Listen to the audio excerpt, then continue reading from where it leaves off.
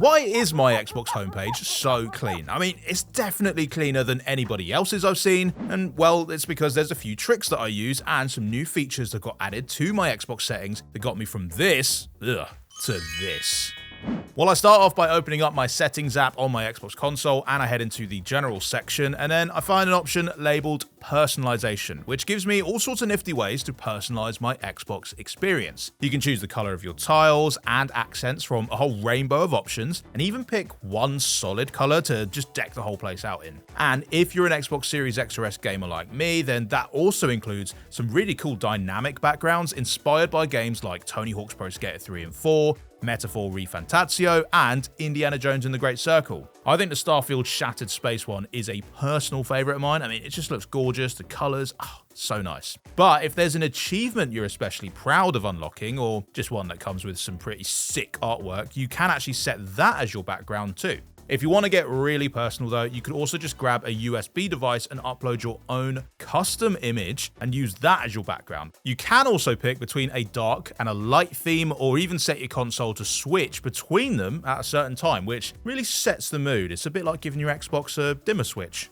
Now, the background art that pops up whenever you highlight a game is often really cool, but you might actually not want it if you spend loads of time getting your home screen just so. Fortunately, the personalization menu also includes a show selected game art option, which you can toggle off and on as you see fit. And if you love a good toggle, just wait until you get a load of this next section.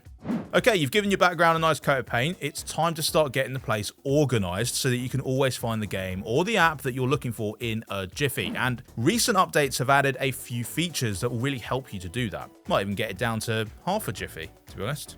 First off, why don't we make sure that the stuff that you're always using is right at hand as soon as you switch on your console. And to do that, just highlight the game or app in question, hit that menu button and select Pin to List. So, if you know that you always like to start your session with a game of Rematch or some nice relaxing Stardew Valley, you can just pin them up top. But next up, you'll notice that your apps also appear in your recently played queue, which isn't always that helpful. It's a bit like when you buy a mop online and then the website keeps suggesting more mops. And you're like, no, I already have a firm handle on the mop situation. I don't actually need any new mops. Anyway, you can now avoid this whole situation by heading into the games and apps section of the personalization menu and ticking the box that's marked Hide System Apps. Although this obviously won't apply to any apps that you've pinned, meaning you can have the ones that you do want in easy reach and nothing else cluttering up the place. And you know what, while we're decluttering, you can also find an option right next to that one which lets you choose how many tiles your recently played list will display. Because, you know, maybe you're a real gaming omnivore who needs to see 9 different games at hand as soon as you boot up your console, but you know what, maybe you just want your games to compete for the honor of making it into your top 4, and that way you get to see way more of that nice background you just picked.